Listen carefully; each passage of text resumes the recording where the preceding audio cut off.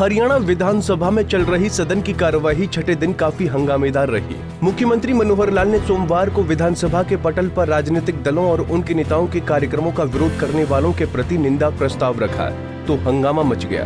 कांग्रेस ने अपने दलीलों के साथ मुख्यमंत्री के इस प्रस्ताव का विरोध किया और वॉकआउट कर दिया। इसके बावजूद निंदा प्रस्ताव पास हो गया। मुख्यमंत्री ने सदन में प्रस्ताव दिया कि अगर समाज का कोई वर्ग किसी भी राजनीतिक दल के कार्यक्रम का बायकॉट करेगी तो सदन उसकी निंदा करेगी। लोकतंत्र की रक्षा के नाते जो सारे सदन को विचार करना चाहिए था, उस पर किस प्रकार की उन्होंने सारी हदें पार कर दी। कांग्रेस ने सीमाएं सब पार कर दी। एक तरफ तो उन्होंने कहा कि ये जो आंदोलन में इस प्रकार का विरोध करना और किसी के विरोध में उनको बायकॉट करके और मना करना कि आप यहाँ नहीं आएंगे वहाँ नहीं आएंगे, इसके लिए हम इसका विरोध करते हैं, सदन में वो सीधा कहते रहे। इस आंदोलन का ये स्वरूप नहीं होना चाहिए, ऐसा भूपेंद्र सिंह हुड्डा ने स्वयं कहा। और जब उन्होंने कहा कि जब वो उस प्रकार का काम करते हैं तो बिना पार्टी के नाम लिए हमने एक प्रस्ताव रखा कि प्रस्ताव पारित करना चाहिए कि किसी भी राजनीतिक नेता को यदि कोई व्यक्ति, कोई संगठन ऐसे विरोध करता है और उस विरोध में बायकॉट इस सीमा तक के यहाँ कहीं हम प्रवेश नहीं करेंगे, तो ऐसा कोई करेगा तो हम उसका एक निंदा प्रस्ताव पारित करते हैं। ऐसा जो प्रस्ताव रखा तो भाग खड़े हुए। यानी जैसे ऐसी हालत बन गई कि आंदोलन की गले की फांस बन गया है। अब वो स्फोट तो कर बैठे, हड्डी अटक गई है, न निगलते बनता है न उगलते बनता है। अब उस आंदोलन को स्फोट भी कर रहे हैं और उस आंदोलन में जिस प्रकार की बातें की जाती हैं उससे पीछे हटने वाले भी नहीं हैं। इनकी हालत बुरी हो जाएगी। वही कहावत है ना कि न इधर के रहे न उधर के रहे, न खुदा ही मिला न मिसाले सनम। इनको कुछ नहीं मिलने वाला। किस तरह से ये कहा जा रहा है कि हमारी पार्टी की ओर से ऐसा कुछ भी भड़काने का काम नहीं किया जा रहा, कोई सदन में प्रस्ताव आता है तो वॉकआउट किया जाता है। बिल्कुल दोहरा चरित्र है। सामने जब इनके लोग बैठते हैं और बैठ करके जिस प्रकार की बातें करते हैं, हमारे विधायक असीम गोयल जी ने जो कुछ कहा उसमें कोई आपत्तिजनक विषय नहीं था यहाँ विधानसभा में, लेकिन उनके घर के बाहर जिस प्रकार से कांग्रेस के लोगों के समेत लोगों ने आकर के जो विरोध किया और उनका कि गोली से उड़ा देंगे, 302 आप पर लग जाएगी, हम पर लग जाएगी, इस प्रकार की भाषा बोलने वालों का विरोध, क्या वो अपनी बात विधानसभा में नहीं कह सकते थे? कह सकते हैं। कोई भी जनप्रतिनिधि जो इस विधानसभा में चुन के आता है, क्या कुछ उसके साथ घटित होती है उसको पूरा अधिकार है विधानसभा में रखने का। उन्होंने उसी के ऊपर प्रश्न चिन्ह खड़ा कर दिया कि विधानसभा से बाहर अगर कुछ होता है विधायक के साथ तो वो बात यहाँ नहीं रख सकते। आखिर विधायक विधायक है, जनप्रतिनिधि है। कोई भी बात, कहीं की भी घटना होगी तो यहाँ रखी जाएगी और विधानसभा में कोई भी किसी भी सीमा तक यानी विधानसभा उसके खिलाफ एक्शन प्रपोज भी कर सकती है। तो इसलिए ये जो चीज़ें हैं इनकी डबल दोहरी नीति इनको कहीं काम नहीं आएगी।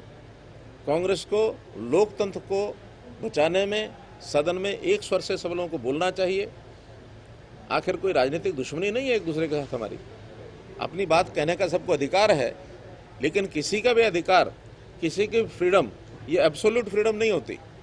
हर एक फ्रीडम भी जो होती है वो दूसरे की जहाँ फ्रीडम शुरू होती है वहाँ हमारी सीमित हो जाती है।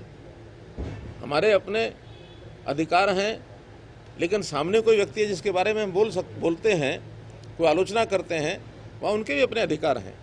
इसलिए no freedom is absolute freedom. मर्यादाएँ सबके लिए होती हैं, सबको उस पर चलना चाहिए, इतना ही हमारा कहना है। और दूसरा विषय, आज जब एक बिल पेश हुआ जिसमें कोई भी सरकारी प्रॉपर्टी अथवा प्राइवेट प्रॉपर्टी को कोई इस प्रकार के आंदोलन में नुकसान पहुंचाता है, उसके खिलाफ कार्रवाई होनी चाहिए और उससे वो जो नुकसान होता है उसकी भरपाई करने के लिए भी उसमें प्रावधान है। यानी इस बिल के ऊपर चर्चा करनी तो दूर की बात, इस बिल को इंट्रोड्यूस ही क्यों किया गया है, इसका विरोध। इसका मतलब ये है कि आप क्या चाहते हैं, आंदोलनकारी नुकसान करने के लिए उनको छूट दे रहे हैं, चाहे वो सरकारी नुकसान है चाहे प्राइवेट नुकसान है, ये किसी को छूट नहीं दी जा सकती। लेकिन जैसे मैंने बताया कि वो इस प्रकार से फंसे हैं, ना आगे जाते बनता ना पीछे जाते बनता। बैठ के विचार करें अपने अंतःकरण से सोचें कि हमको किस दिशा में चलना है। वहीं पूर्व मुख्यमंत्री व नेता प्रतिपक्ष ने निंदा प्रस्ताव को लेकर कहा कि ये कोई प्रस्ताव नहीं है और कानून व्यवस्था रखना ये सरकार का काम है। नहीं, वो तो प्रस्ताव ही नहीं था, कुछ भी प्रस्ताव ही नहीं था, वो धक्का था। प्रस्ताव की कोई स्टेज नहीं थी, कोई प्रश्न ना हमने पूरा पढ़ाई नहीं किया। प्रस्ताव था कोई उस टाइम औचित्य नहीं था उस प्रस्ताव लाने का। वो तो कानून व्यवस्था कायम रखना सरकार का काम है, क्या नाम विधायकों का नहीं है या असेंबली का नहीं है। सरकार चुन के भेजी है, कानून व्यवस्था काम उनका है। ये उसका जो बिल इंट्रोड्यूस किया था, हमने बिल को इंट्रोडक्शन स्टेज पे अपोज किया क्योंकि ये जल्दबाजी में लाया गया और इसमें बहुत सारे ऐसी चीज़ें हैं, या तो सेलेक्ट कमेटी में भेजते ही जल्दबाजी में लाया गया। तो इस वास्ते हमने इंट्रोडक्शन स्टेज पे अपोज किया। हमने कहा कि भाई डिवीज़न मांगा, डिवीज़न नहीं दी गई हमारे को, ये प्रजातंत्र का गला घोट दिया, जबकि रूल्स में डिवीज़न का प्रोविजन है। ये जो बिल के Haryana recovery of damage property during disturbance to public order bill, क्योंकि ये अब सरकार ने सड़कें खोदी थी। पिछली बार प्रकाश सिंह कमेटी ने पूरी तरह से सरकार को दोषी माना गया, तो सरकार को एक तरफा थोड़ा होगा। अगर सरकार दोषी होगी तो उसका भी तो प्रोविजन होना चाहिए था, इसमें उसका भी तो होना चाहिए। सरकार के एक्शन से कोई प्रॉपर्टी का नुकसान होगा तो उसके दोषी कौन होगा।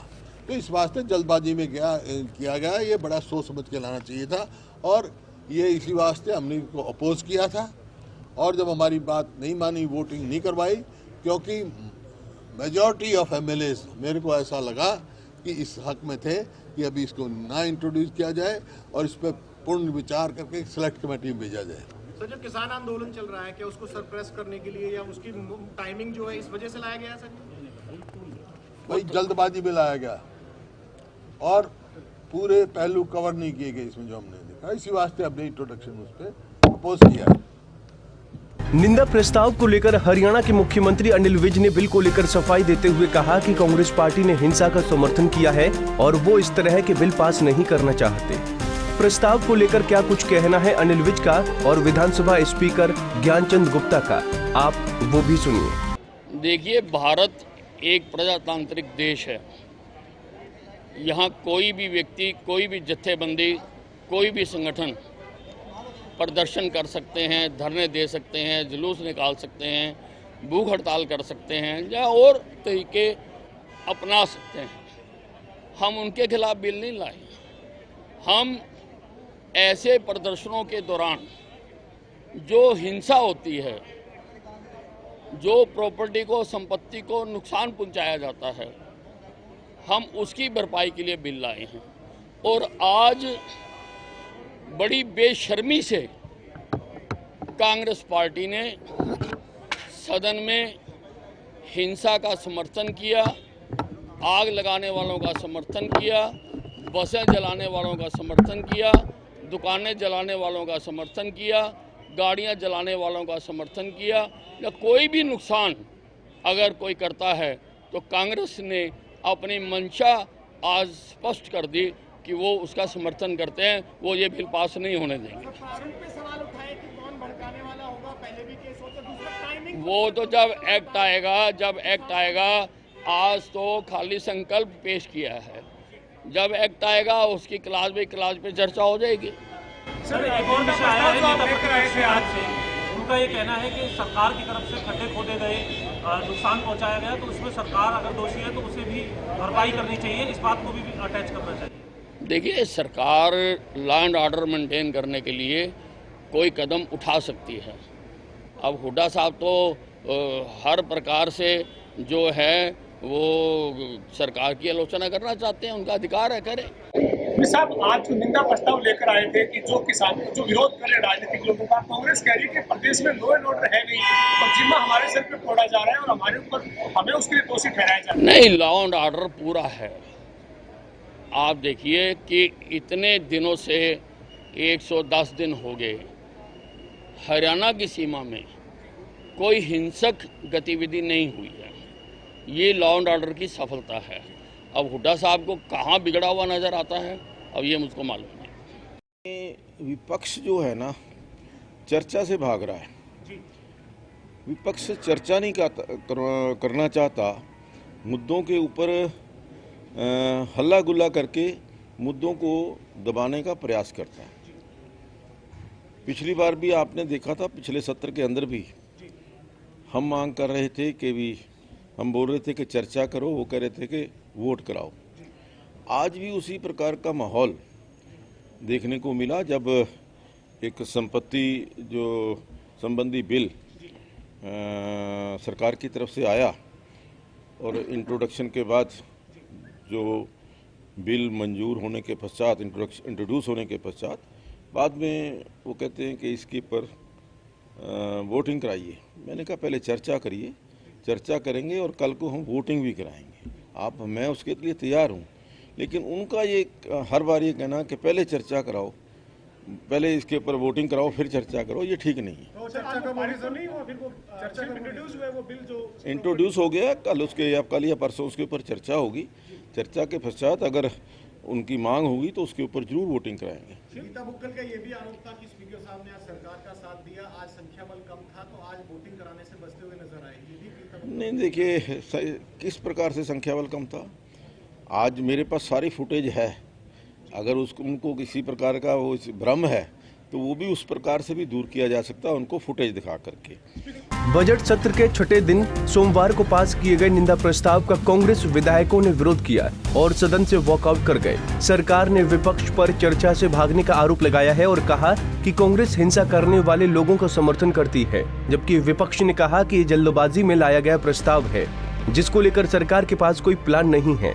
जैसे जैसे विधानसभा कार्यवाही आने वाले दिनों में चलती रहेगी तो हंगामा और भी देखने को मिल सकता है।